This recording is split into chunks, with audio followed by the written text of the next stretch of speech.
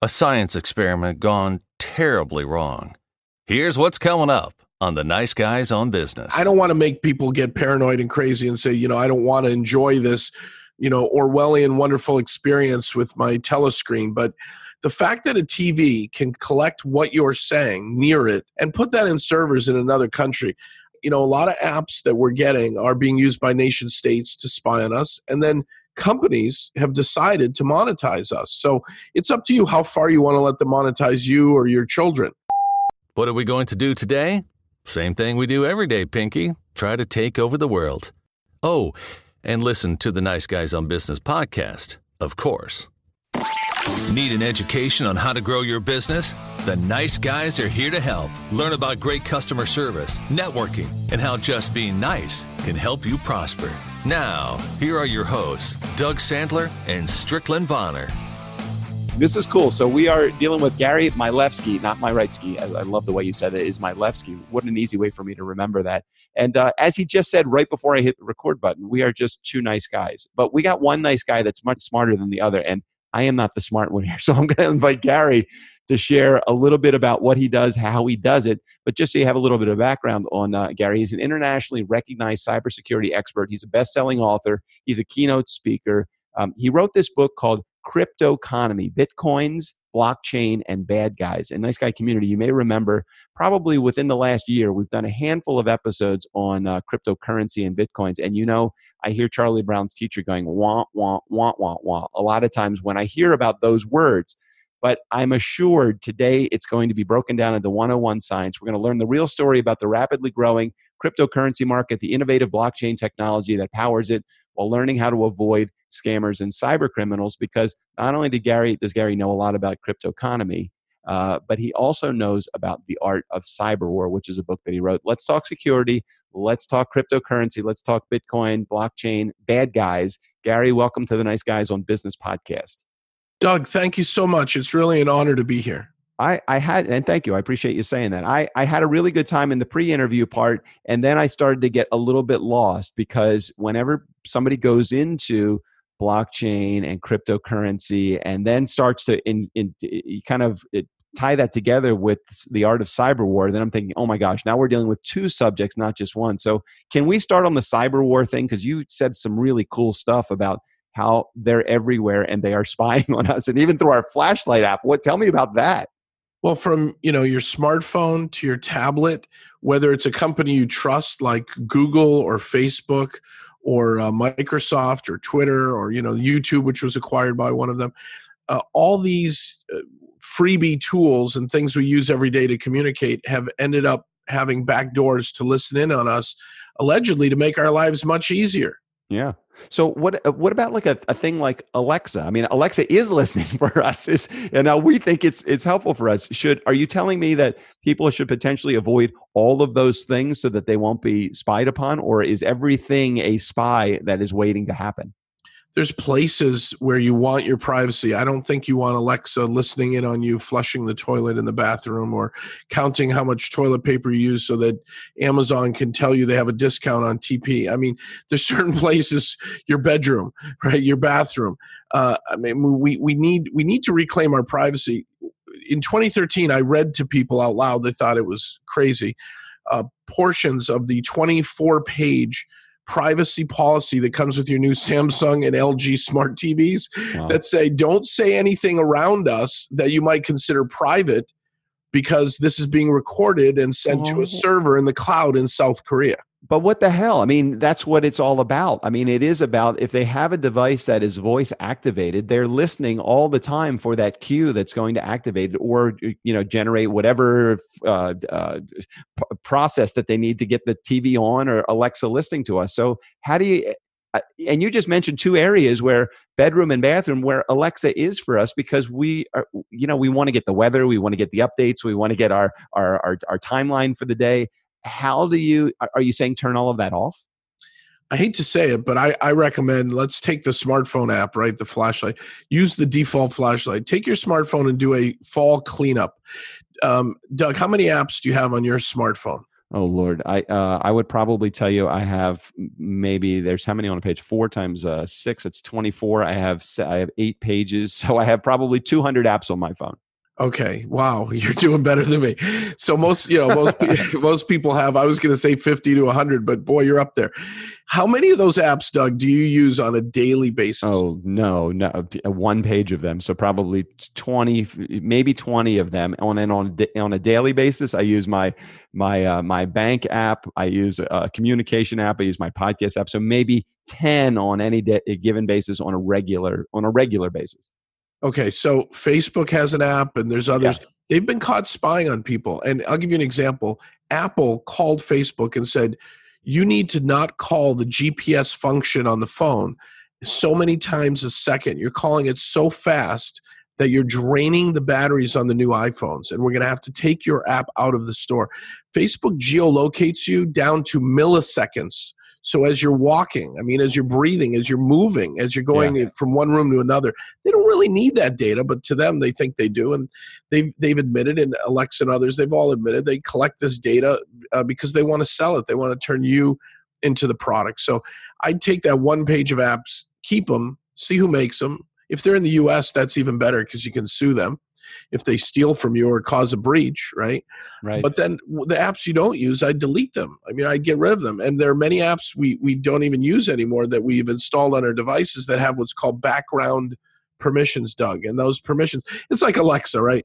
Doug, Alexa, I only listen when you call my name. Well, how do you know I'm calling your name unless the microphone's on all the time? Exactly. It makes it fearful for me to think about all of the stuff that's going on, not only in your home, but in your car as well. If you have anything that's voice activated, if you're ever attached to Wi-Fi, which most of the time we are, and with 5G coming, you're always going to be connected 24/7, 365 days a year. Wherever you are, you're going to be connected. They're actually using your device to help create an antenna for other people's devices. So, and there's new warrant methods where police and FBI are allowed to get warrants that include listening in on your Alexa. So, maybe you committed a crime and it's recorded, it's put into the cloud. Amazon has that data, whether you want them to have it or not. So for the simple guy that's listening to this, what the hell do we do? So we get rid of some apps, but we're not getting rid of all of the apps. So there still is, and I appreciate the fact that you said, well, keep them at a manageable amount, because then if we need to, we can turn around and sue them for invasion of privacy. What the fuck? Am I going to actually sue Facebook? Do I have the dollars, the time, and the energy to actually sue Facebook? Don't worry about it. Somebody big will, and you'll be part of the class action. Doug, you're going to get a letter in the mail that says, congratulations, there's a class action against Facebook, and you get 1 free year of LifeLock. You know how many free years of LifeLock I have right now? Probably my whole life. And who knows if that's spyware anyway, creating an environment for us that's probably harmful for us anyway. So what happens to the normal guy that just says, and this is where I am.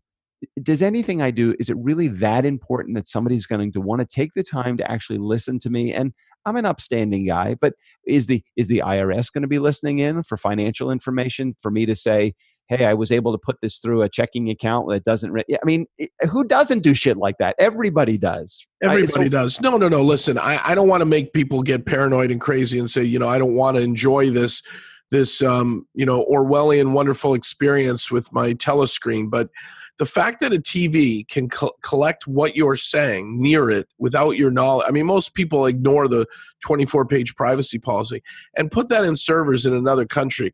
I would say, a lot of apps that we're getting are being used by nation states to spy on us. And then companies have decided to monetize us. So it's up to you how far you want to let them monetize you or your children. But bad things can happen when we let our kids just go haywire with these apps. Miss Teen USA 2013, who I'm friends with, I helped her protect all of her devices because a pervert took over 40,000 photos of her and listened in on her conversations by getting spyware on her smartphone, tablet, and her laptop.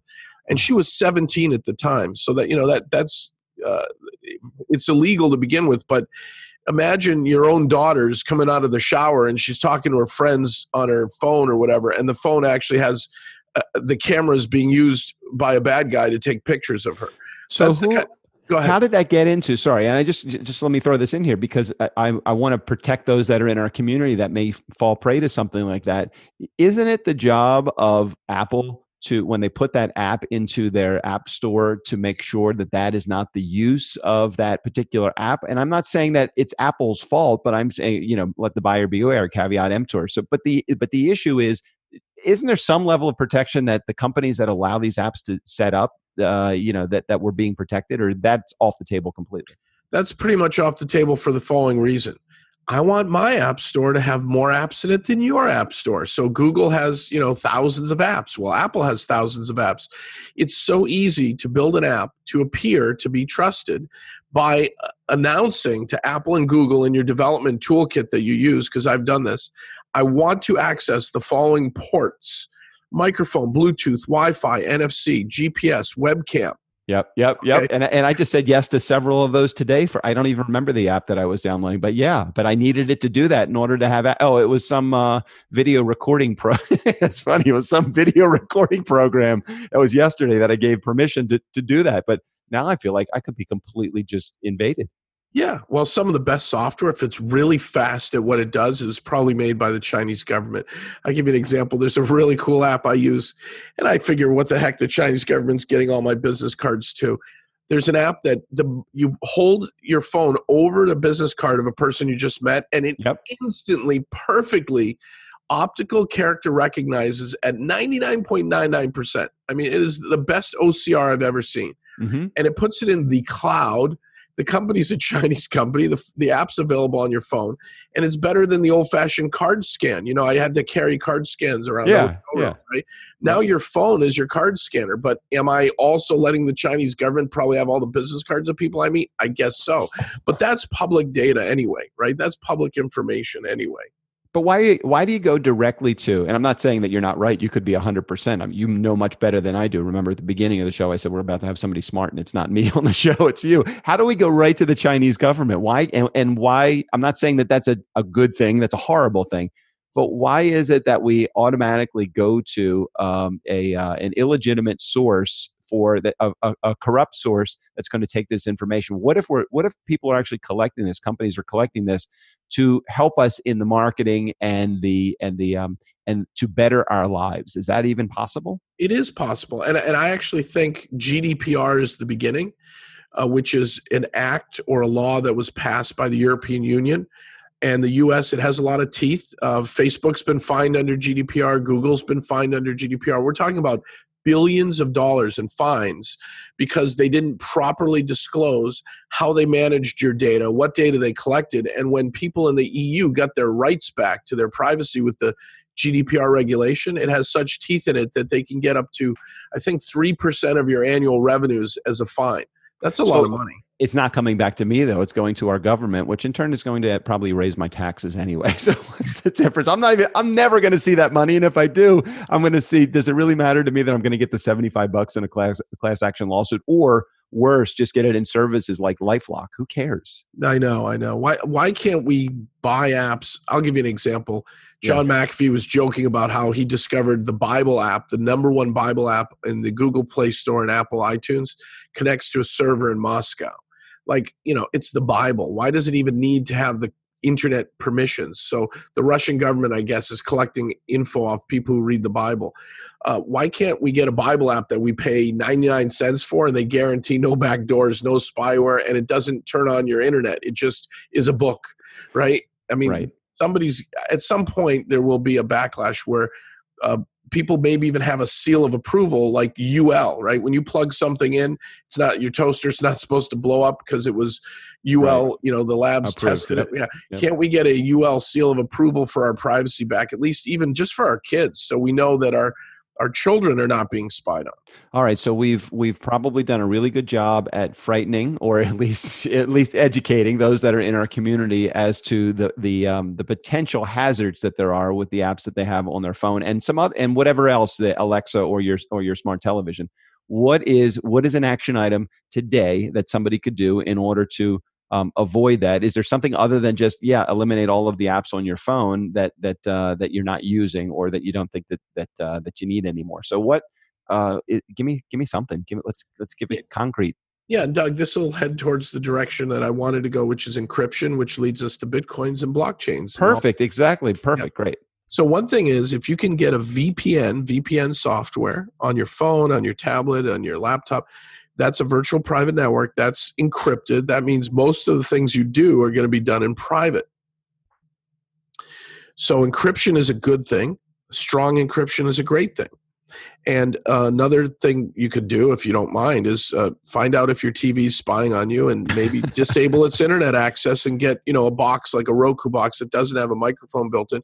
Some of them do, by the way, and some of them don't. But, do we need a microphone on our TV in our bedroom or our living room or whatever? And do we need Alexa in the bathroom with internet connectivity and listening in on you and all that?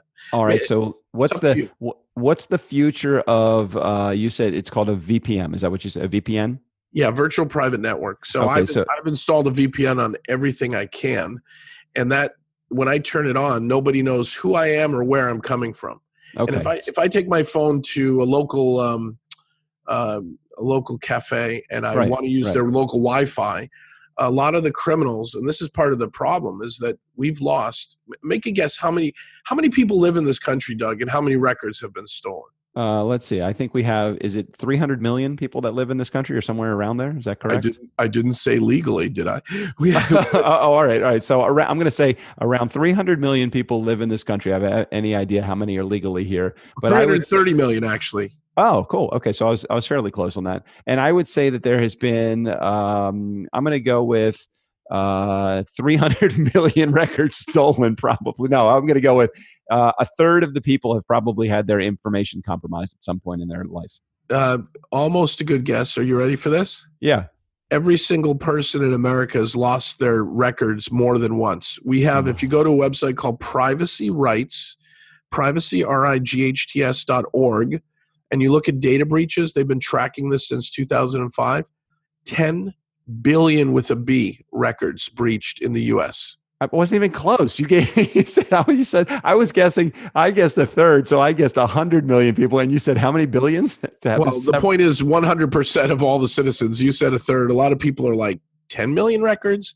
No. I just look at like the breach at Target or the breach at any of the or Facebook or anything like that. And Facebook has, what did they say? Don't they have a billion users? And I know every one of them has been lost or breached at some point. It has to have been that's the case. Yes, and it's even worse. I mean, just the other day, DoorDash lost 5 million records. They're just announcing it this week. So if you were having food shipped to your studio and you didn't feel like driving out to get it, DoorDash, which will go get food for you, just click on a favorite restaurant in the vicinity. They have your name, your address, your credit card. You're easily geolocated, all that, and that just got stolen. That's another 5 million records added to the database this week. Forget that. It is amazing. Not to say any of this stuff to scare you, nice guy community, but it sounds like there is some issue. And now I want you to share a little bit about what this. Now it's funny because when we first started talking, I was thinking cryptocurrency, cybersecurity. I don't understand how they're actually connected. But why don't you share a little bit about how blockchain works, what blockchain is, and maybe just share a little bit about that, because I think that where you're heading is the use of this technology to protect our privacy is something that we're looking towards. Yeah, irrefutable transactions, right? That's the future. And the other part is anonymity. The problem is Bitcoins started out being an exciting thing for, bad guys and drug dealers and people off the grid. And so Bitcoin started out with this kind of what's the word I'm looking for? The impression is if you were into Bitcoins in the early days, you must be, an anarchist or some bad guy in the dark web. And the thing about the dark web is Bitcoins have been used by criminals. You'll notice, and this is really for your audience, if you ever get malware on your computer called ransomware, they actually encrypt your hard drive without your permission, without giving you the key, the unlock code, so that nobody can unencrypt your hard drive without paying them the money. And they want the money in Bitcoins because it's untraceable. Oh boy. It's nearly impossible to find out who hit you with ransomware because the Bitcoin address you're sending it to, if done right, nobody knows, anyone from Adam in the Bitcoin world. You don't know who owns a a Bitcoin wallet ID because they're so unique and created invisibly in a way. We call it counter surveillance. But I couldn't go down to Wells Fargo into the ATM and withdraw Bitcoin. So how does anybody even, do we need to get to the point where we're trying to figure out how do you even pay ransomware? How do we even avoid having that whole ransomware situation to begin with? Yeah, so we really need to do better training, cybersecurity training, cybersecurity hygiene. You know, how many times do you get an email where it looks important, it might look like it's from someone you trust, and there's an attachment or a link, and you think it's good, and you click the link, and you don't even know you're getting infected. Computers like Windows are vulnerable, so if we don't patch and clean them up all the time and harden them and turn on, Microsoft's auto patch, and in a corporate environment, try some vulnerability management solution. They have it for small companies like GFI, big companies, Qualys, where they charge 50 grand and up. But they have products that are even, a couple $100 that will scan your network at your small business and say, you've got holes. And, you can plug those holes. You can turn off services. I'll give you a quick example. NHS, which is the British medical system with their own hospitals, because it's all government controlled and subsidized, they had 1,400 computers get hit with the WannaCry ransomware all in one day. All 1,400 computers, all encrypted. What's one thing they didn't do right? They didn't do daily backups. So they couldn't just wipe the drive and restore the computers the same day. Kids couldn't get their operation. Doug, oh my gosh. People couldn't go to the hospital for 3 days. So had they done daily backups, one simple thing we can all do, just hit the backup button. Microsoft has free backups. There's so much backup software out there. Daily backups. You can do cloud backups, using so many different service providers. Right. Google the word, backup, and you'll find somebody you trust. Daily backups of the critical stuff. You get ransomware, you give them the middle finger, you wipe your drive, you don't pay them the ransom, and you reinstall your operating system clean with all your restored backup, and you're back to work a few hours later, and you didn't pay, thousands to hundreds of thousands of dollars in Bitcoins, which, by the way, some cities who have become smart cities, the minute they turned on their smart city, they got ransomwared. No. Oh, because it's easy access to their network now.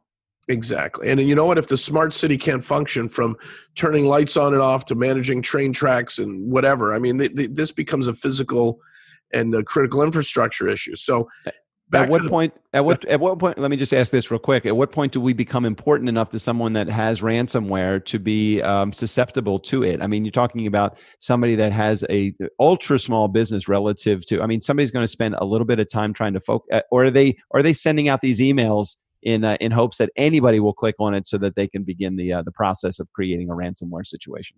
Well, they're starting to target SMBs more than the big guys, because the big guys have the money for the training, right? So big banks and other organizations. Bank of America spends $500 million a year on cybersecurity. You and I don't have that kind of money, right? So they're good at stopping the breaches or hemorrhaging, and they know how to pay off what they have to. But you and I don't. I mean, if we get breached and someone says, your most critical records, Doug, every interview you've ever done is now encrypted, it's gone off the internet, but you can get it all back for 100 grand in Bitcoins. I mean, that could bankrupt you. I don't know. But the point is, that's a bad thing. So your local dentist, they've got medical records. They don't want that encrypted by bad guys. They can't run their operation. Your local insurance agent, right? You're even a small local regional bank. I mean, it can be anybody with 10 employees to 2 employees. All you have to do is click the wrong link in an email, and next thing you know, you're paying off these crypto people if you didn't take care of hygiene and backups. So who is available to help you not just avoid that through giving you some measures that you can go to prevent it, but what happens when you're in the middle of it? Where would somebody even begin? Is that something that you guys do? Is that something that you could advise those that are in our community what they should do if they're involved in this situation right now? Well, their local IT reseller is probably already into dealing with this right now to make more money, right? I will unwind ransomware. I'll help you harden your network. I'll get you a new firewall and better antivirus. So find your local information technology reseller and just ask them some simple questions. What do you think about VPNs? What do you think about, stopping ransomware? What do you think about helping train us against phishing attacks? And the local reseller of firewalls and other things should know a lot about this. Hmm. Interesting. Okay, so let's move on just really quickly, and then we're going to wrap here. Tell me about blockchain technology. Tell me, I know I've heard it, but I don't really understand it. And what do I need to know? And what do those in my community need to know about blockchain and anything else that involves the cryptocurrency, crypto economy? What should we know? Well, imagine you're 20 years away today from the whole world operating completely digitally. I love Imagine that. Yeah, I paper's love that. gone, right? Dollar bills are gone. But 20 years from today, maybe we laugh and joke. And I watched a little commercial where, the kid's in a museum with his dad, and he goes, "What's that?" And his dad says, "Doug, that's a wallet." He says to his son, "A wallet? You had to carry money around with you, Dad?" It was a Clear commercial. They're actually saying your facial recognition will help track you and let you get in your rental car and even move money around and all this kind of craziness. But it's coming. So if you think about it, imagine the market cap for the dollar, right? Let's just say we're in a multi-trillion-dollar economy. The Bitcoin market cap today, if you go to coinmarketcap.com just quickly, CoinMarketCap, it will tell you that the crypto market is 225 billion today, just about. Mm-hmm. So it's not even in the trillions. It's not there yet. That's why I say maybe we're 20 years away, but why not understand it now? It's Right. like get in on the moonshine early, man. Right? Everyone's bootlegging the moonshine. Get in early on the market, because one day liquor's going to be legal, and if you're an early distillery, you're going to make a lot of money. So my point is that understanding crypto today means you might trade a little crypto, go to coinbase.com, learn about them, where they're a US-based company where you can trade $1 for some piece of a Bitcoin, you can trade for Ethereum. There are coins that are crazy in value, okay, crazy. Like I bought some Ripple, which is the third most popular currency, for I think for maybe 5 cents a token. Now they're at 27 cents a token. Why did I buy Ripple? What do I know about Ripple? I wrote about it in my book. Ripple to me is cool because guess what, Doug? They're using strong encryption and a new way to use blockchain technology to replace the SWIFT payment gateway that's always hacked at banks. The banks don't tell you, but they've been hacked, losing billions by serious cyber criminals from Russia and Ukraine and other places, where they've lost billions behind the scenes in what we would call the wire transfer network, because it's antiquated and easy to hack. Okay, so how are you saying that we should invest in the product of these companies, or should we invest in the company itself? Because as far as I know, there's hundreds, if not thousands, or even more companies that are involved in cryptocurrency and involved in blockchain technology. How do we know as a consumer which one? And again, are we investing in the company, or are we investing in the product that the company creates? Well, you need to learn about both. So some of them have done what's called an ICO, which I document in my book, Cryptoconomy. It's an internet coin offering. They're saying, Doug, why don't you buy my currency? I may or may not bind it to my technology or my business model. It may make us very successful together, it may not, but you've got to learn about who's doing what. So I learned a few years ago that Ripple was building a replacement for the payment gateway with strong encryption that's really fast, okay? And Bitcoin is getting slower and slower, but Ripple's super fast. They saw the flaws in Bitcoin for speed and performance. It's a long story, but I said, wow, they already have maybe 300 banks signed up. What if they could get 3,000 banks? What if they could get all the banks signed up? Now, Ripple has a flaw. They issued way too many tokens. Circulating supply, 43 billion. Circulating supply of Bitcoin, 17 million. Bitcoin, of course, is going to be worth, thousands of dollars. Ripple's not. But if you got in on Ripple on a penny and then Ripple goes up to 27 cents, that's not bad. That's a pretty good investment. Okay, so again, let's connect this with my community. What would you advise, other than those that are in our community, definitely checking out Gary's book, Cryptoconomy, Bitcoins, Blockchain, and Bad Guys. I'm assuming it's available either through Amazon or through your website. We'll make sure we get a link in that. I have an Amazon link. Is that a good spot for them to get it, or do you want someone else? Have them go to Amazon, because guess what? I put it for free on Kindle Unlimited and for free on Audible. Oh, okay. Well, the book is free. It'll give you a lot more information about all of the stuff that Gary is talking about. What action do you want somebody to take when it comes to right now Bitcoin, blockchain? Again, too large a subject to go too deep into most of the details. I'd love to have you back on to maybe specifically talk about blockchain or what your company, let's go there. What does your company do? What do you do exactly? I do things for free. So I run Perfect. I run Cyber Defense Media Group, and we own cyberdefensemagazine.com, cyberdefenseradio.com, cyberdefensetv.com. We do a lot of things for free. We educate people. We have millions of readers, and our magazine, really, it's for the folks who are going to clean up your network and fix it, probably, are usually our readers. But Cyber Defense Magazine, for example, has 4 million DNS queries this month. So it's crazy. The traffic is nuts. We have lots of people all around the globe reading our magazine, which comes out once a month for free. I got it. So those that are in our community, if you want to get information, that's really what Gary is saying. And he is a nice guy. He is true to the pre-interview statement that, hey, it's just two nice guys having a conversation. Cryptoconomy, Bitcoins, blockchain, and bad guys. We'll put a link in the show notes about how to get a hold of the book. It is free and it is on Kindle. It's on Amazon, so we'll make sure you get that. Final question before we head out of here, Gary. If there was one piece of advice that you would want to give anybody that is listening today, involving anything that we either talked about today or beyond today, what would be a piece of advice that you would give to someone that is just trying to improve their life through understanding what you do a little bit closer? Well, by the way, Doug, thanks for the opportunity. The hardcover and paperback do cost money, but the audio and Kindle are free. Got it. That's cool. Yeah. I would say, think about this. You have a right to privacy. The only way you're going to reclaim your privacy is if you know where all the spyware points are around you. And that can be your phone with things turned on that shouldn't be. So, cover the camera, disable the microphone. When you want to have a private conversation, just be aware. And then the thing that I'm really a proponent of is strong encryption, hence why I like Bitcoins and blockchains and all that.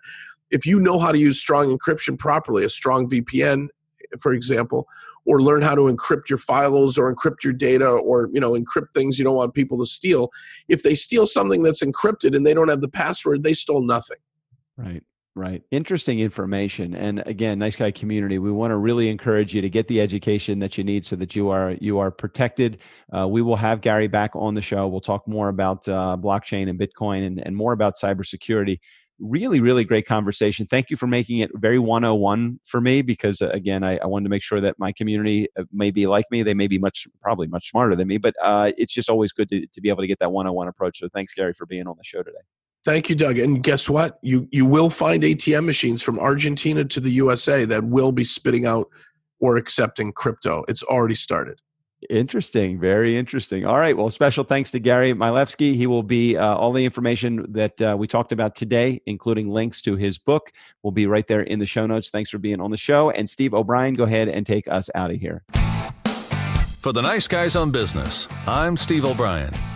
Fill up your week with the Nice Guys. The Nice Guys on Business are publishing 5 episodes a week. My master plan is working.